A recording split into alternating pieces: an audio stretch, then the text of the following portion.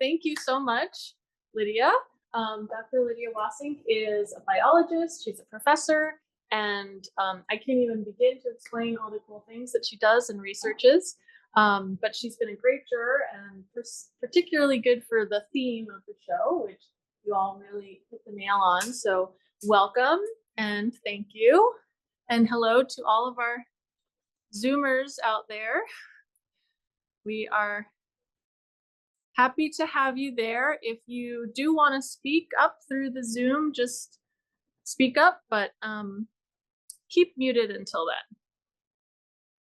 All right, we'll go back to you here. Great, thank you. Hi everyone. I'm super excited because I've never been asked to jury an art show before, so this is really, really cool. I'm from the science side of things, so I really like seeing how people take ideas and express them in a completely different way.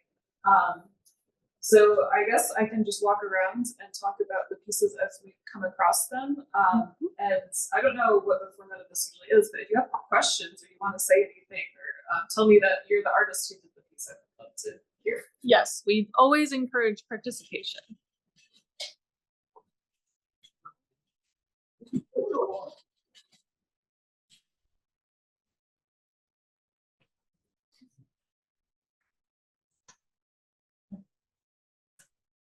So this one, this was a narrative work. Is anyone here who made this? George is not with us, nor is he over Zoom. Okay. That's all right. I really resonated with this one. The first thing I noticed is that there is a dead bee in it. And something that's really relevant in my field of biology is bee behavior and conservation, because you may have kind of seen headlines about bees disappearing, and it's still very mysterious about why bees are going away. And something that is really alarming if you study ecology is that pollinators are really central to the entire ecosystem. If the pollinators die, the plants die. If the plants die, the animals die. So the death of one species can have these really far-reaching, deadly consequences. And that's something that I thought of when I saw this. Obviously, there's a lot of theme of death going on in it, and it was interesting to see the link between this human skull and this dead pollinator to kind of show how life is linked together and death is also linked together in nature. I also really love the striking color scheme that shows like a big contrast between the foreground and background. It's very cool. Yeah, that's what struck me about this one. It's also a watercolor, which I mean, I think it's really well done for being watercolor. Yeah. I just read an article about the bees. Yeah, did you? Yeah. How important they are.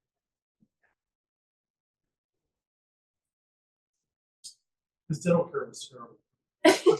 Yeah, that's true. Yeah.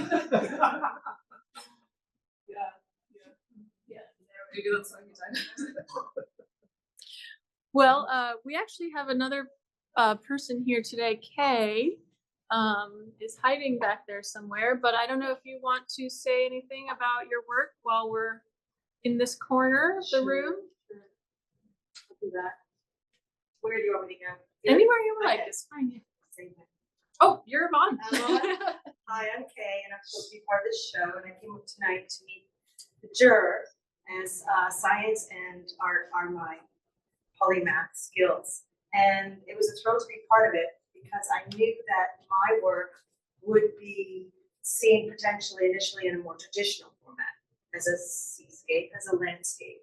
But my work has always been grounded in the issues of environmentalism. And as I said in my artist statement, it certainly is, it speaks of the awe and the grandeur and the incredible dichotomy and paradox that we face with the issues of the things that give us life. So similar to the first piece, we don't exist without the life-giving force of our seas. So I just felt like it was such a fit for me, and I was thrilled to be part of it. And now I'm here with my photography background to take imagery and film of all of this. Was there a particular location that? Yes, actually, in fact, speaking of the health of the planet, I sought to shoot at the sea, as I always do. I filmed and I shoot at the sea. I couldn't get there. Crowds, the crowds today. So it's ever present all around us. We are facing the changes. So this is right down the street. Down the street. Just at Siesta Key.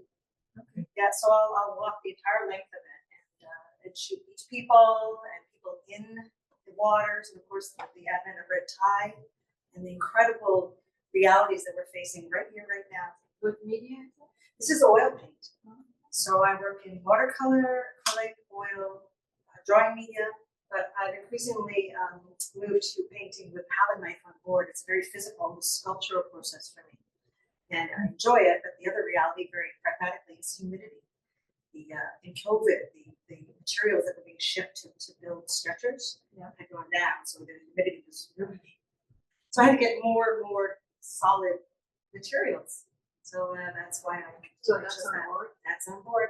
The old school oil on panel. Yeah. Thank you. People like this obvious symbolism. Well, in fact, this is one of 3 pieces that following the last hurricane, there was more turmoil. Finally, the light breaks through, and then peace because we came back to calm. Yeah, I'm glad it protects them. Thank you. I'm very shy. So. That's really beautiful. Thank you. Next time. Awesome, thank you.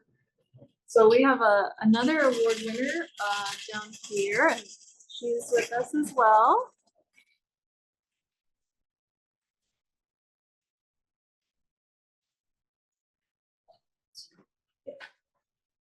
Would you like to introduce it? Yes, this is my latest work. I use a computer to generate my images. This is a collage of many, many different origins. If you look closely, it shows carnivorous plants and algae and beetles and mushrooms and kind of root structures, and everything is like eating or being eaten. And finally, one of the beetles is extruding a liquid.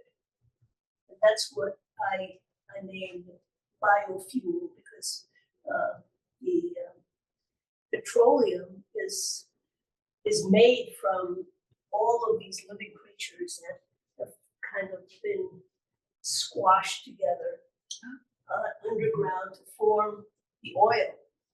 And this is my imagined origin. And it forms a symmetrical theme. Everything is in around, it's symmetrical. And so it's a little bit like a mandala. And I put some jewel elements in it that signify the drops of liquid. And my name is Elizabeth Croston, and this is my specialty, is working in Photoshop on. Yes, thank you. May I ask a question?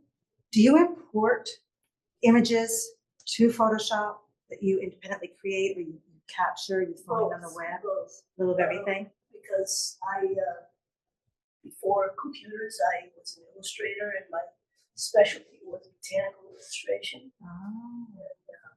So you will have created some of these as well. Some of these are created, and others, were taken and rotated and detailed on the computer.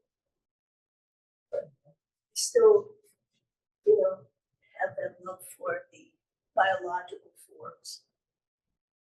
So that's me. Stunning. Oh, thank you. That's amazing to hear the background of it.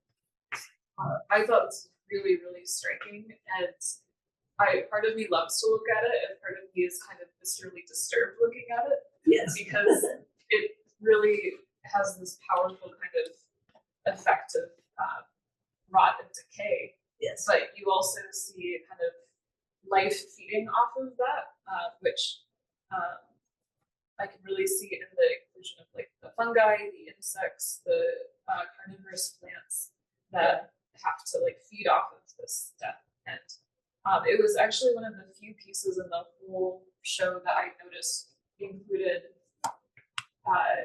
growth and life as well as death and destruction. A lot of the pieces were more about the destruction side. And so this really stuck with me as something that shows that even in decline in these natural processes, there's always biology still happening. There's all of these biological mechanisms still in place. And I love the technique too. Like the detail is just incredible. Thank you. And what kind of insects are these? Beetles. Beetles.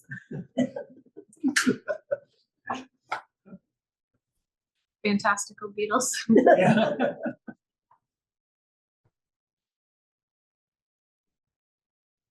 Well, thank you for choosing mine. I was very gratified Oh, to get a prize. And that might be because you already sold it. oh, really? That's awesome. My friend is my first patron. I'm part of it. We do have one other award winner over here. I don't think Hezzy's going to make it though.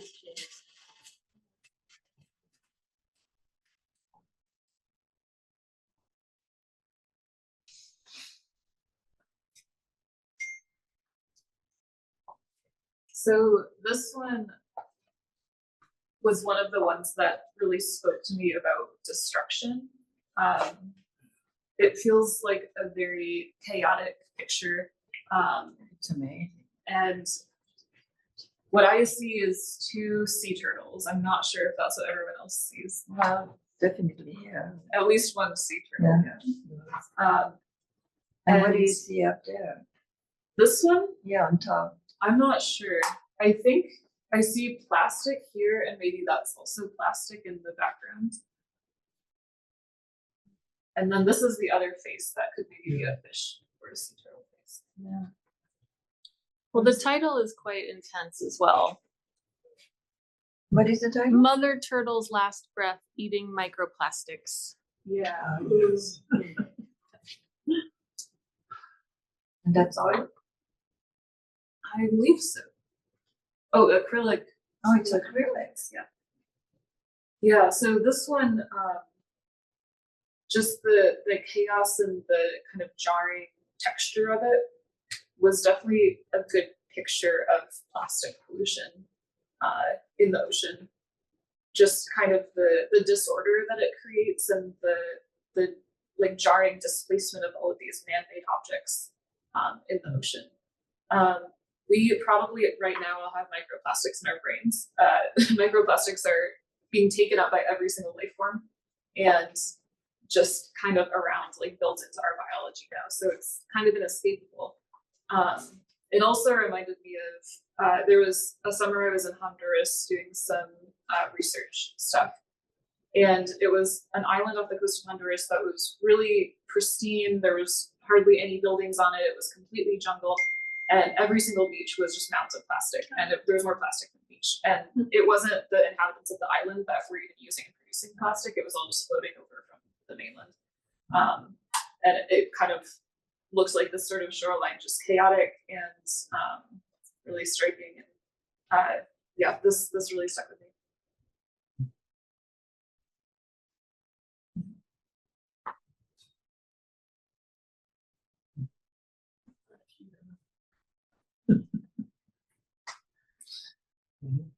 Well, I'm not sure if Jerry wants to talk about her round canvas over here, but she is here.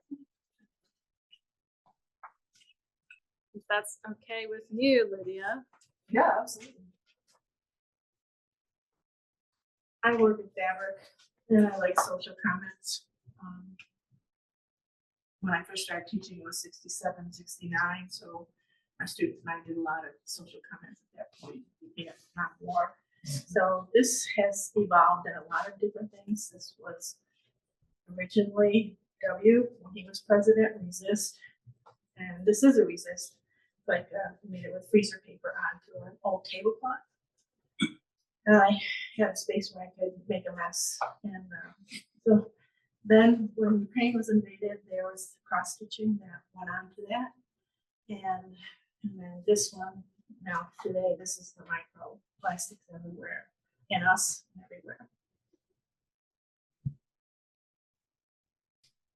That's really beautiful. Thank you. So this has been in process since. This has never been shown before, so this, putting a 3-year limit on when you can put these things in, but this has never been shown in a show. So, and each time I've changed it, so every time it's upgraded a different way, it's a different piece. I was thinking more to the. So you were inspired with George W. Bush. Yes, because it was titled "Resist Every Day." Right. So that was bad then. But sorry. Yeah. Stunning. All right. Well, we're sticking with our plastic theme here. We've got our third place winner right here. And Michelle is not here with us today, unfortunately.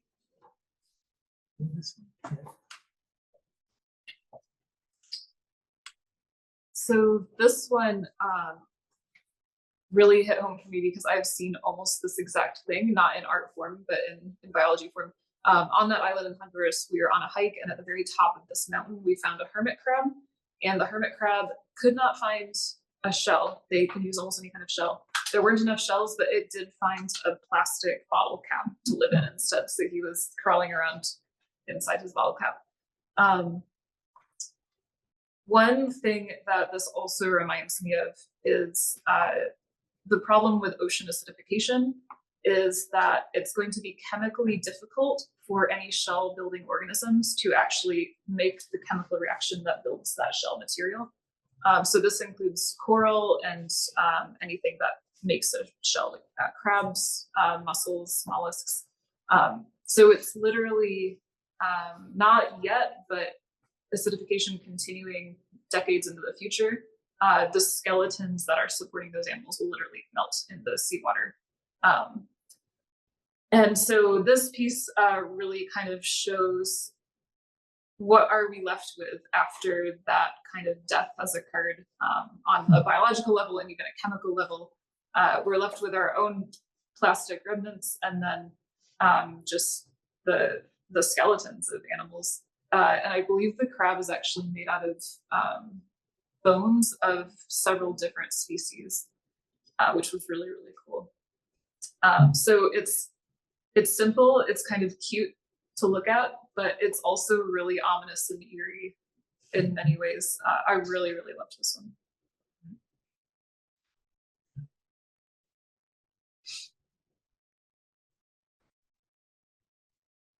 Any other thoughts for our little crab friend here? It's nice to hear the story from what it means to you. I like that. Yeah. So you're talking about ocean pH. Yeah. There's so much happening that we don't think about much. Yeah. And you can show people, graphs or something, but it doesn't hit home the way something like this does. Yeah. That's why I Yeah. really like this. Yeah.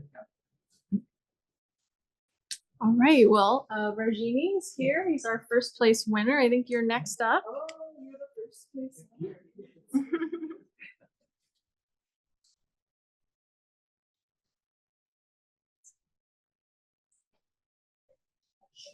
Sure. I'll do it on that.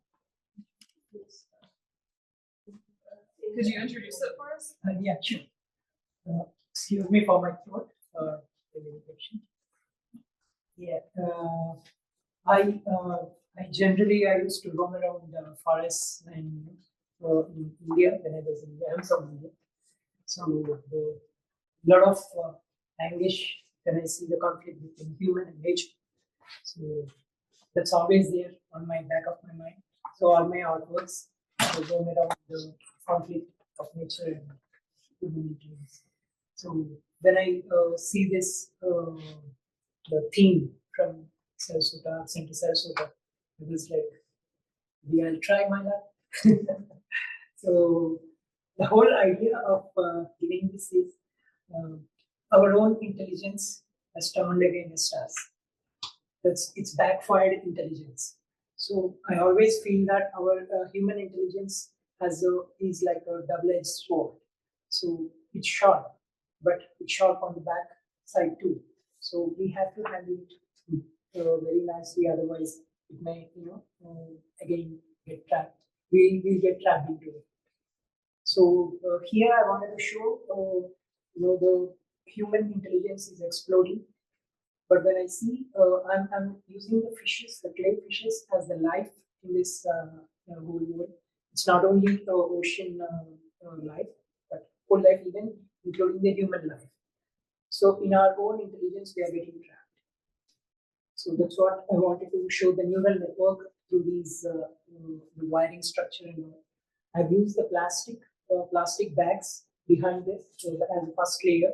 I melted them, and over that I put the concrete. It's like, all the human intelligence, what we have created, like plastics and cement and everything. So that all is again coming back to us to getting us trapped. So that was the whole idea, and only I worked on the colors, basically the explosion of the intelligence. Thank you so much. It's fun.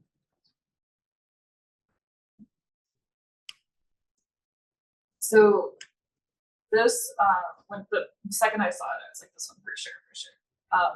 I just think it's incredible to look at. Just the colors and the texture and the dimensionality of it is amazing. It really evokes the mood that I think you're going for. I can see the anguish. You said anguish, and that's a good word to describe kind of the mood. Something that it reminded me of is there's a conservation crisis called global fisheries collapse. It's not talked about very much, but it's a really serious issue where the oceans are overfished so much at this point because of the really, really efficient ability we have to use the technology, the developments, everything we have to take so many fish, that by the year 2050, every marine fish stock will have collapsed. So not totally extinct, but not enough fish there to actually take. So, and most people, they've never heard of this. So if you would like to, have fish to eat in the year 2050, something should change. And there's a lot of research that needs to go into figuring out what fish stocks do we have left, what is changing generation to generation, which is also a way that we can, leverage the intelligence that we have to get more data and figure out data-driven solutions. There's actually really advanced mathematical models that go into it. So I immediately thought of fisheries collapse when I saw it. And I think it really aligns with what you're saying about how the things that we use, the intelligence that we use, it's a tool, but it can be a tool of destruction as well. And I think the fish seem anguished to me as well. I don't know if that's what you were going for, but it feels like they are definitely in trouble in this piece.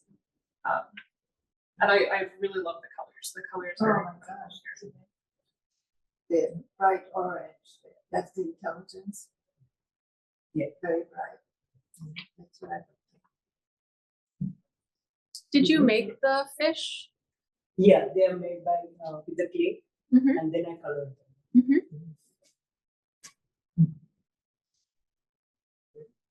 So do you do other clay work or primarily painting? I use the clay as the props for my artwork. So wherever required, I use them. Great.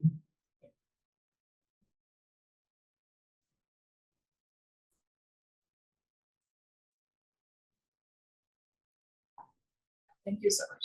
Thank you so much, Select. All right. So actually, right behind you, we have Ariana, who's not here. great piece as well. Could you actually, you told me when I was here last what the process was for making this? Oh, so yeah, this is a collograph print. So it's just a form of printmaking. Okay. It was not a stamp. So this one really stuck with me. It's really beautiful and simple. But I realized that this is for sure, like this is happening right now. So this is, I think the title is Future Fossils. And this is the kind of footprints humans are going to leave in the fossil layer.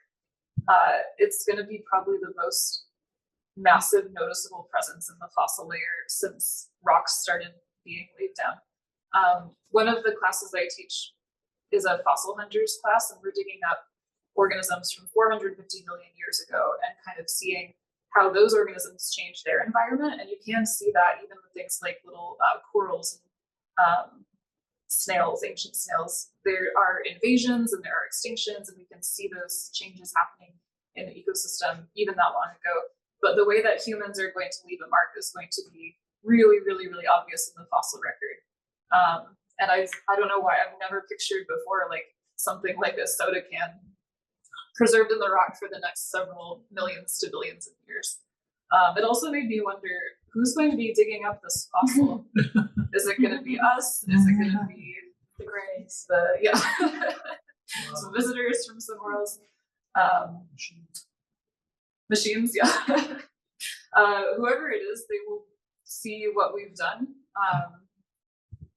Maybe some parts of that will be positive. A lot of parts of that, they're gonna see the mistakes that we've made and the things we've left behind.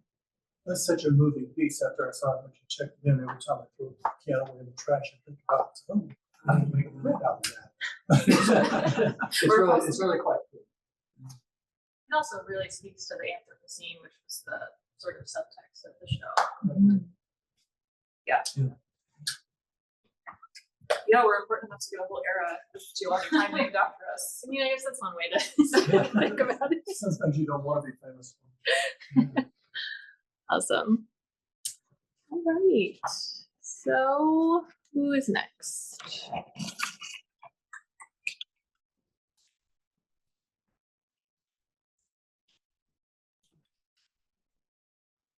I also really liked, did anyone here make the signature skull? Oh, that's my partner's actually. Really? Yeah. Oh my gosh, I really liked that one too. Do you know what inspired it? I think it's just kind of the past eating the present, eating the future, sort of a. I don't want to speak on it that much. Okay, that's fair. Well, I loved it. I'll tell him.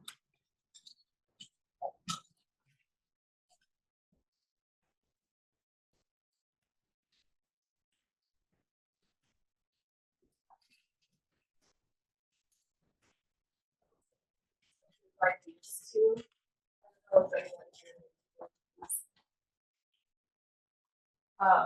I was kind of curious to ask the artist about this one. Is it a missile that's gone wild? Is it a robot missile that has made friends with the dolphins? I'm not sure what the story is behind it, but it's really cool. Dolphins have been trained by the U.S. Navy to carry bombs and that sort of thing. So maybe. Oh yeah, yeah. That's a good thought. It's interesting too, because the dolphins welcome the spacecraft back. That part of them right around it, when that got in the water, it's like they'll welcome whatever's next. You know, if they're happy to see, whoa, that looks like me. I love that thought. Yeah. And this is a tardigrade, and I love tardigrades. If anyone ever wants to see a tardigrade in real life, send me an email if I can make it happen for you. But my favorite hobby is finding tardigrades. They're microscopic animals. You need a microscope to find them. But the famous thing about tardigrades is they go into a suspended animation state, and they'll live for decades, just kind of in this frozen, almost like mummified state. And if you thaw them out 70 years later, they are perfectly fine. So they have this really cool ability to cope with their environment changing, and they can even survive extreme temperatures and pressures. People have put them in the vacuum of space, and they can deal with the radiation and the vacuum of space conditions. So I was curious what went into the thought process. If we have a planet and we have a tardigrade, and maybe tardigrades are the only thing left. I don't know. I believe Moving it's out again. supposed to be Pluto. Oh, it's Pluto. Yeah. Okay. Interesting. Well, there are tardigrades on the moon right now because someone sent up an experiment and then it crashed. So they're on the moon, but Pluto not yet. We don't. I think know. just because it's small. All right, Don, you're up. Oh, I'm up, huh? Our second place winner over here. Yeah, the fire, right? This was this was the original photograph I took a while back. I don't know, a year ago or so. And we were in a traffic jam on Fruitville, of course, for us. And I was a passenger. And so I just looked in the rearview mirror and I just thought, oh, that's a cool picture with all the cars behind us. And then as I was working with it, that's what I do. I work with the original picture and turn it into something else. And I thought, the cars, all these cars, and so I lit the fire with the car. And it's one of the things. I mean, it's one of the most obvious things we do that is damaging and disastrous. It's all the fuel we use and the energy we use with the cars. So that's the story. We saw that. Thank It's you. like how people abandoned their cars in LA. Just Oh. left their cars, and that's what When we're there was looking a at, fire, The fire yeah. cooking in your mirror trying to get out of there. Yeah. With nothing but their dog and their kid. Yeah. Well, that's what it. Yeah. Perspective was so stunning. The perspective. Yeah. So that's what really, Oh, really helped. You get the close stuff and then the distance. So was there a sunset in the background, or did you add the fire as like the backdrop? Honestly, that I added the fire, but in the background and all around it, I added all that color. Because it was just kind of an ordinary day. Yeah. But that's what I do. Yeah. Thank you so much. What was your name? Don. Don. Yeah. Yeah, I thought this was really beautiful. It's really detailed. The colors are really striking. And I feel like I have a lot of things to say about this. I don't know if they're all what you're going for, but to me, it looks violent. I think a lot of it is the fiery colors. Yeah. And yet there's this violent energy, but you're stuck in traffic. You're sitting in a car. Yeah. So it's like kind of still and monotonous, but violence in the background. Yeah, that's exactly what I was doing. Oh, great. Okay. That's really what I got from it. I really like the way, I don't know if framing is the right word, but I really like the way you're just completely immediately drawn to the center. Composition. Yeah. Yeah. Composition. And then I wondered if the artist was stuck in traffic when this was inspired, because I think we've all been stuck in traffic before. Yeah. And I spent a lot of time in traffic because I commute to St. Pete. And it feels very trapping, like you're trapped in this traffic jam and you're just surrounded by several lanes of cars. And I think like we are kind of trapped with our reliance on the automobile industry. Like there's no other options for us to make a living or get where we need to go than to buy into this thing that we also know at the same time while we're sitting in our vehicles is contributing to the crisis that we have seen. Yeah. So the other thing I thought of looking at this is it's in the rear view mirror. So we're seeing something that we left behind us, but we're stuck in traffic.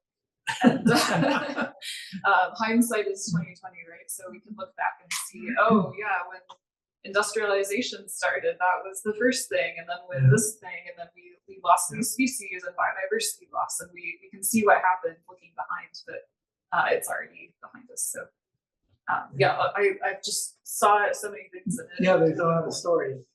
Yeah. Thank you. Yeah, thank you. those are exactly the things that it does for me. Awesome. Any other thoughts for John? Yeah, how long did it take you? Oh, I don't know. A day? Yeah. One day?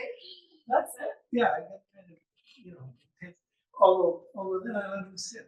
I let it sit for a while. I come back to it, and like you said, how it's framed, the way it's framed in the composition. I changed that many times. You know, with the cropping and just the right emphasis on that mirror. It's really, you know, keep that in the right spot.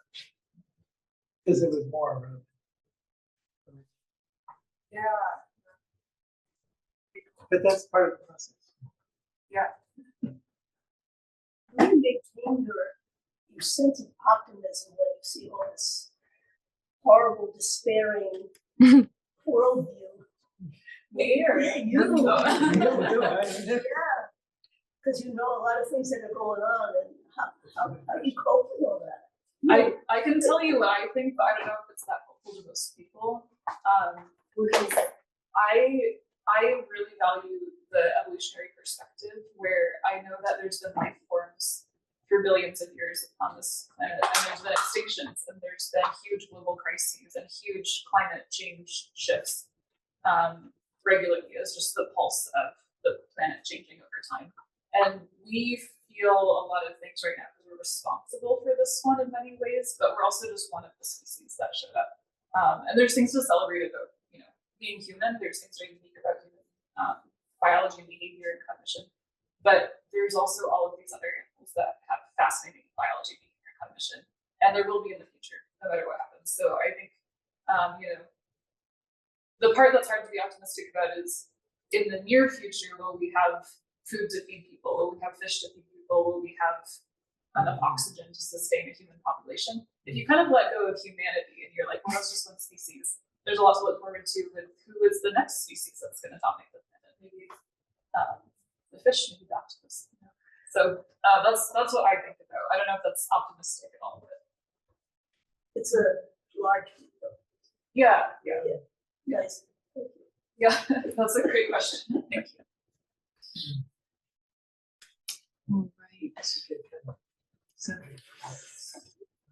Yeah, and I think it's important if you want your grandchildren and future generations to be thriving. Yeah. But there will still be plants and animals and bacteria and biology. Yeah. So we actually have this ceramic sculpture here. It's our Merit Award.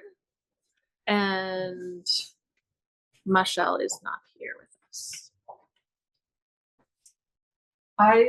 This is my favorite, I think, 3-dimensional one besides the crab and the plastic.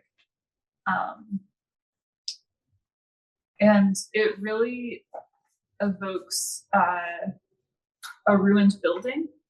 That's what I think of when I see it, is like this kind of a skeleton of a sunken building. It definitely seems underwater as well. And I think the title, 5 feet high and rising. So you can see kind of a flood or a sinking down into the ocean. This definitely reminded me of sea level rise.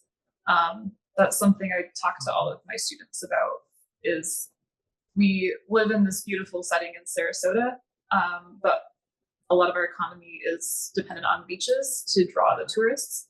And when the beaches are flooded, which will be before, I think, before the end of the century at least, then that entire economy goes away, as well as the ecosystems. And so these are the kinds of building wrecks that will eventually end up kind of being the new near offshore coastal habitat that we have. It feels kind of sad, like it seems like there used to be something here and it's been ruined and abandoned and destroyed. But I also thought it was kind of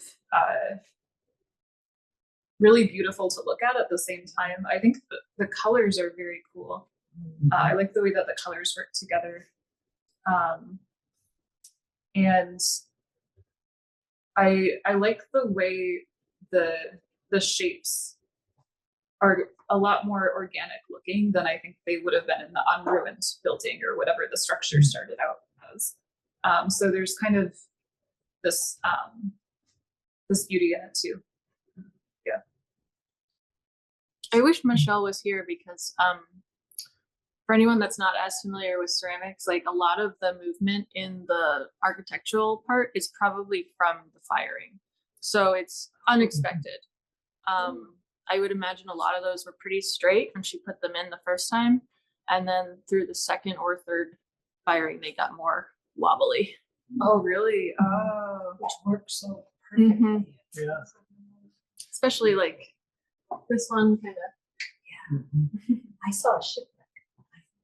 It reminds me of the Titanic a little bit. Yeah, that's a good thought. And I That's was so sure bitter because some Mhm. days would not do that. Yeah, yeah.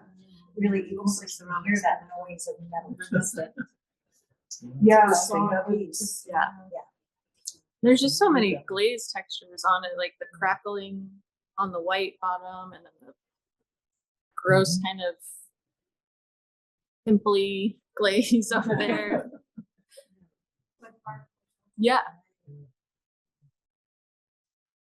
Do you know what kind of material or like what kind of process makes that melty effect? You mean the drooping? Yeah, like kind of this. That's just like a secondary glaze on top of the green glaze, the green black glaze. okay. So it's probably like a thicker, more bubbling glaze, whereas the satin is more smooth. Looks like maybe it was fired in a higher temperature than the glaze is normally. Could be. And then it sometimes has this effect then too. Ceramics is signed on science. The bottom is that Hmm? the signature on the bottom, Mhm. or is that? Yeah. That's Yeah. it's like the signature. Oh yeah. Well, it was two pieces that she put together.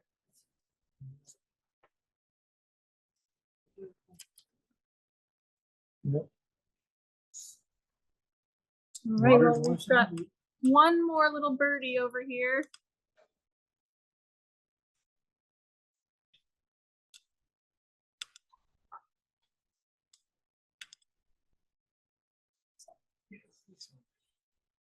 This is Laura. Is Laura here? Laura is not here.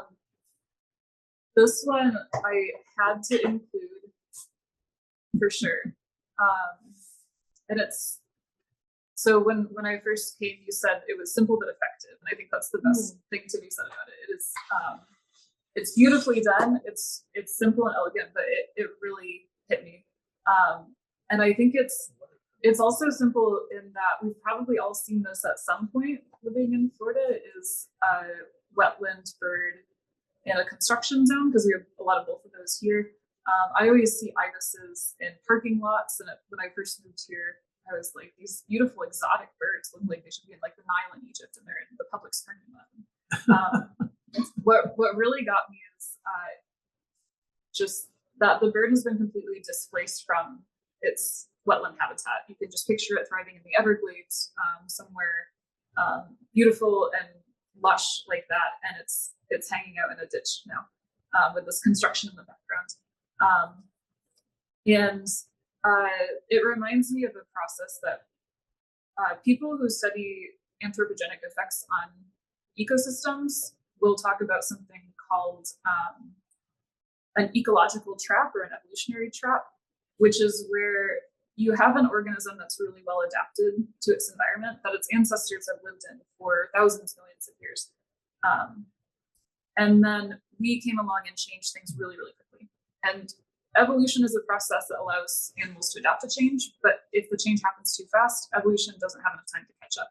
So the animals kind of have evolved themselves into a trap where they're suited for something, but now they are in kind of a dead end, and they can't catch up with that change. So one other example around here is sea turtles will eat jellyfish, which is a great trait to have if you live in a sea full of jellyfish, but now we live in a sea full of plastic bags, so the jellyfish see those and they're adapted to grab onto that and eat it, and so now they eat plastic bags. So classic evolutionary trap. So it really shows the mismatch between this beautiful animal that is perfectly suited to the environment it originally evolved for, now within an environment that doesn't match what it evolved for. And the habitat, that it has is dwindling or even no longer exists at all. But maybe there's also some optimism in it because the bird still has a place to look for food in this construction zone. So we still have the beautiful animals that are maybe not in the setting that they need to be in, but they're still here and figuring out a way to survive. So yeah, it's really beautiful. I like the way that it's organized. I like the reminder of things that we probably have driven past without thinking too much about. I like what it's saying about nature. Yeah, I like this one a lot. It's a little bit like about us. Yeah, yeah, We could be the bird. yeah, yeah. Yeah, we don't really match our environment that we made for ourselves super well. It's getting worse.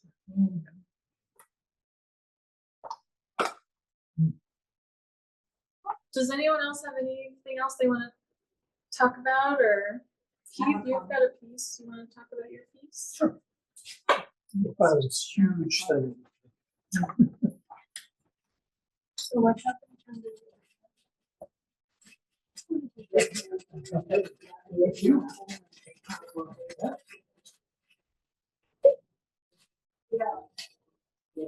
Putting everyone on the spot today. Through the research for this, I came across the fact that it seems like our gravitational field is changing, and the gravitational field is what holds our atmosphere, and that's what they think does not happen on Mars. And Mars has no atmosphere, so that's not mankind. But mankind is able to do this kind of stuff. This photograph was taken in Colorado. Dry, the tree was not there, not that tree. This is the photographically speaking horrible because it's got all the things here that you would never allow in a photograph. But that's kind of what happens when things fall apart. It's not the way you expect it to be. So for me, there's a little depression in all this, but then we have the people that talk, people who are choosing to govern us, that talk about, well, we can always live in Mars. No, 1 or 2 or 3 or 10 people may live someday on Mars, but that's not a reasonable solution. So that's the thrust of the whole thing. It's hard to say all that. Where in Colorado? In the area between the Rocky Mountains and the plains, there's some high plateaus in there. This area is kind of interesting. It gets water once a year, and after that, it's pretty much dry. The water soaks into an aquifer. There's rivers that just end in aquifer. It's an interesting place, but this is pretty much what it is at that time of year that we were there. I live in Colorado. Yeah, I don't remember exactly what town it was, but there's a national park called Natural Dunes National Park or something like that, very close to this.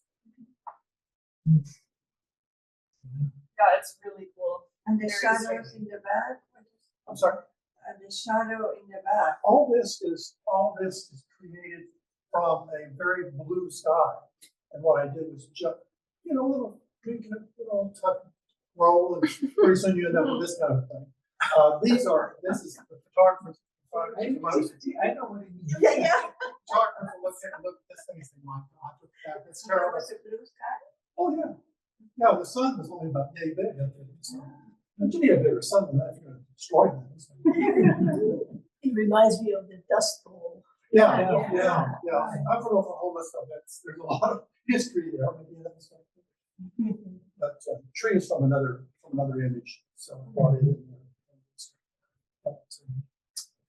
It's a little nervous, but it's true because that's my photograph. Was almost couldn't handle it. So that was a photograph? I started as a photograph. So the photograph is, this and the blue sky and so okay, and then the rest of it's all when this was here. The rest of it's all modified. The colors are modified. Yeah. Interesting. I can change those pixels in a heartbeat. That's fascinating. I don't think people realize how crazy many resources you need to travel anywhere. Like even the moon, which is like super close, same neighborhood. But like to send people to Mars, it takes all these Earth resources. And you showed like this kind of void of resources, this void of nature.